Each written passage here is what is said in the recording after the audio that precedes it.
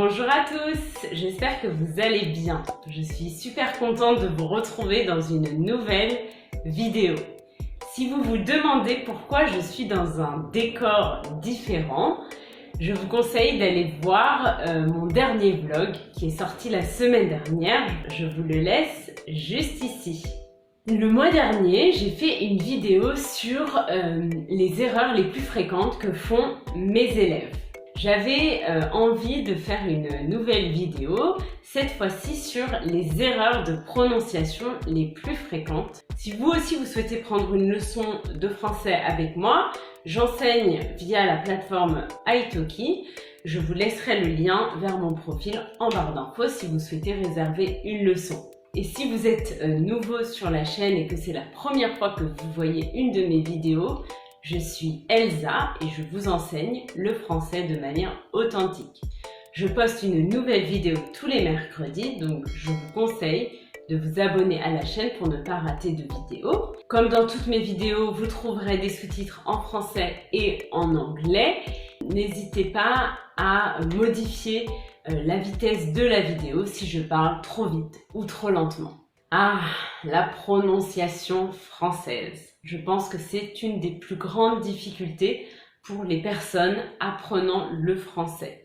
Il y a beaucoup de lettres muettes, c'est-à-dire de lettres qui ne s'entendent pas, qui ne se prononcent pas. Et il y a des combinaisons de lettres qui forment des sons. Par exemple, A plus N, ça fait le son AN. Ou O plus N, ça fait le son ON. Donc on a beaucoup de combinaisons de lettres qui forment des sons en français. Aujourd'hui, je vais donc partager avec vous les erreurs les plus fréquentes que j'observe chez mes élèves et j'espère que cela pourra vous aider à ne plus faire ces erreurs. Et restez bien jusqu'à la fin de la vidéo car à la fin, je vous propose un exercice pour pratiquer tout ce qu'on va voir ensemble aujourd'hui. Alors, on va commencer avec les consonnes finales muettes. Je pense que c'est l'erreur numéro 1. Petit rappel, en français, il y a 6 voyelles, A, E, I, O, U, Y, et il y a 20 consonnes, qui sont donc les autres lettres.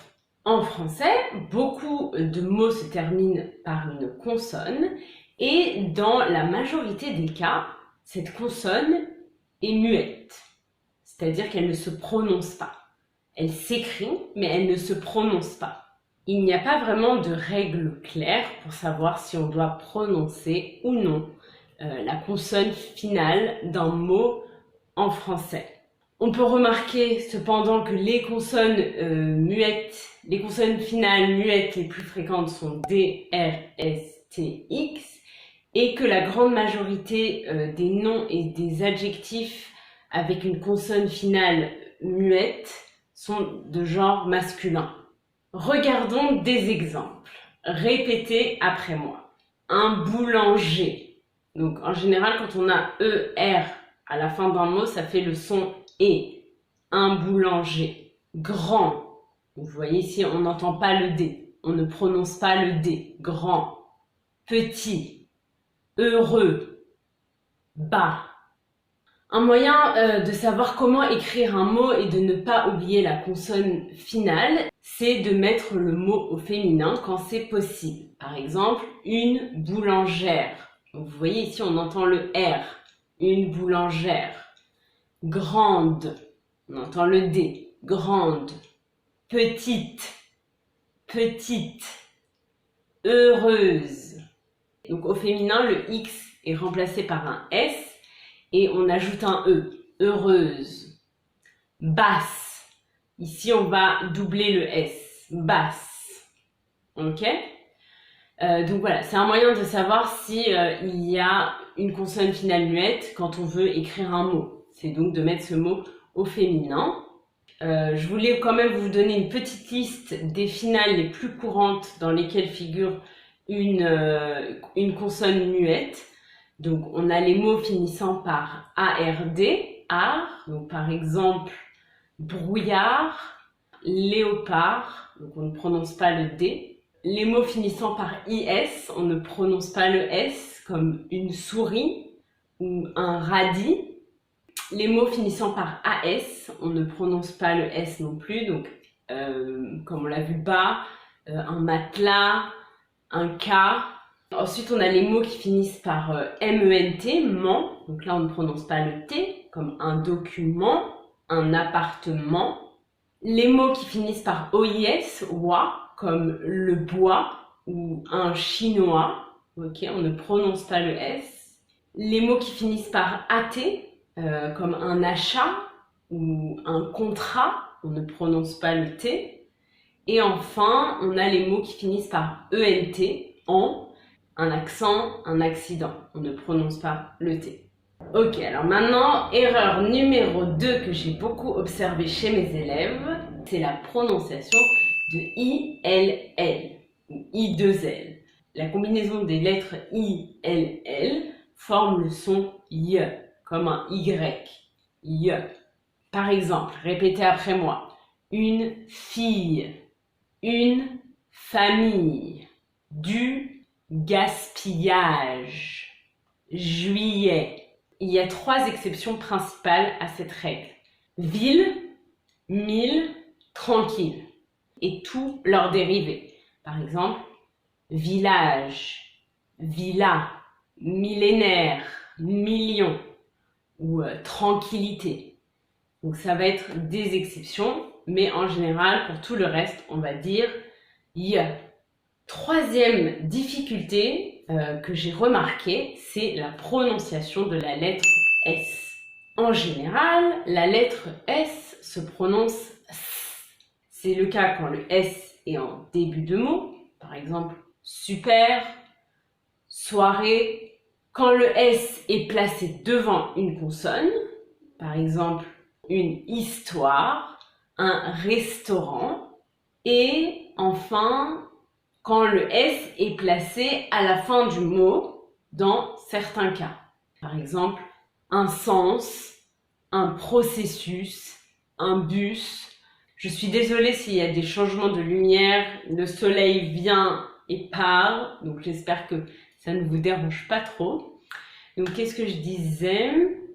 Donc dans certains cas, on va prononcer le S à la fin du mot. Mais dans la majorité des cas, lorsque le S est à la fin d'un mot, on ne le prononce pas. Donc c'est soit une consonne finale muette comme on l'a vu précédemment, par exemple comme dans les mots héros, paradis, soit c'est la marque du pluriel pour les noms et les adjectifs. Donc par exemple, des grands chats. Vous voyez, on n'entend pas le S. Des petites filles. Des jolis villages. Maintenant, lorsque le S est entre 2 voyelles, on prononce le son Z, comme la lettre Z. Par exemple, une maison. Mon cousin. Ok, donc lorsque le S est entre 2 voyelles, ça c'est important et c'est vraiment une erreur que j'entends souvent, on prononce le son Z. Et c'est important de bien faire la différence parce que parfois, ça peut avoir un sens complètement différent en fonction de la prononciation. Et en fait, si on veut avoir le son S entre 2 voyelles, il va falloir doubler le S. Donc par exemple, un désert, un dessert. Donc ça veut dire 2 choses complètement différentes. Un désert, un dessert. Pareil pour un poison, un poisson.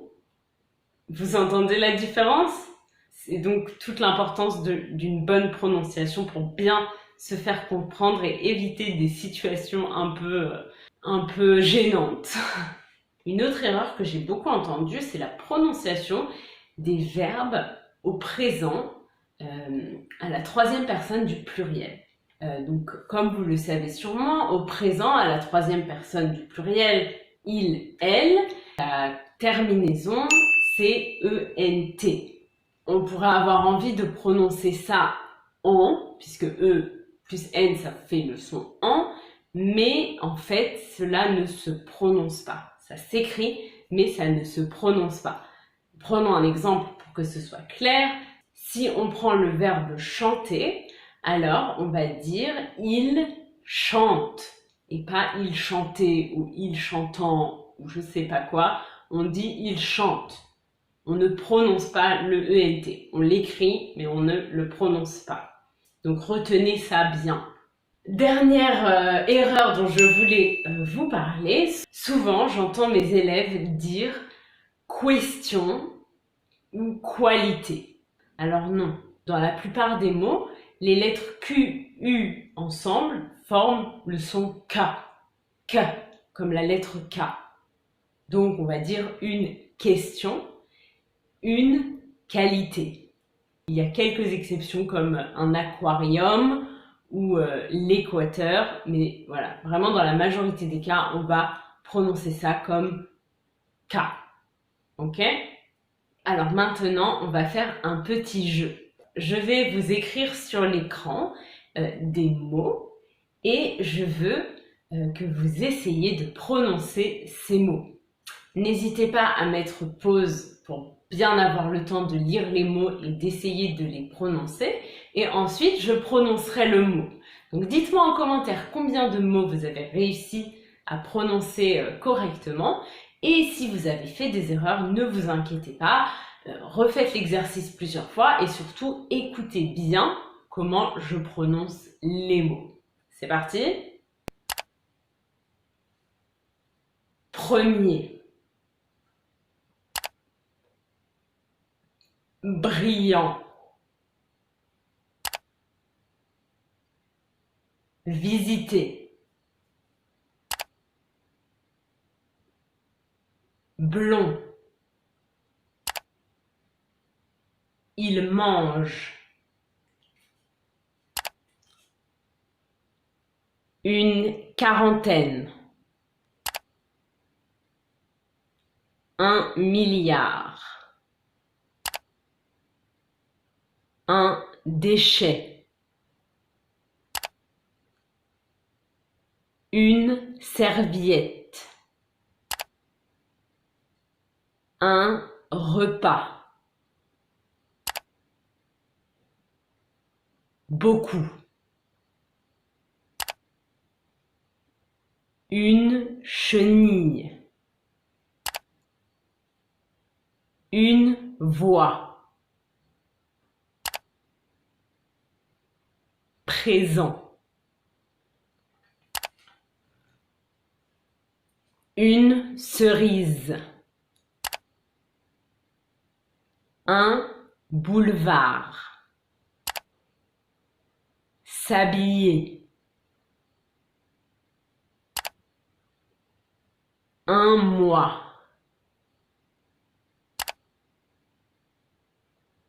Un rat. Une équipe. J'espère que cette vidéo vous a plu, que vous avez appris des choses. Dites-moi en commentaire quelle est votre plus grosse difficulté avec la prononciation française et peut-être que j'en parlerai dans une prochaine vidéo car il y a encore plein de choses à dire sur la prononciation française. Si vous avez aimé la vidéo, partagez-la avec un ami qui doit aussi travailler sur sa prononciation. Likez la vidéo et abonnez-vous à la chaîne. Et je vous dis à mercredi prochain pour une nouvelle vidéo. Bye!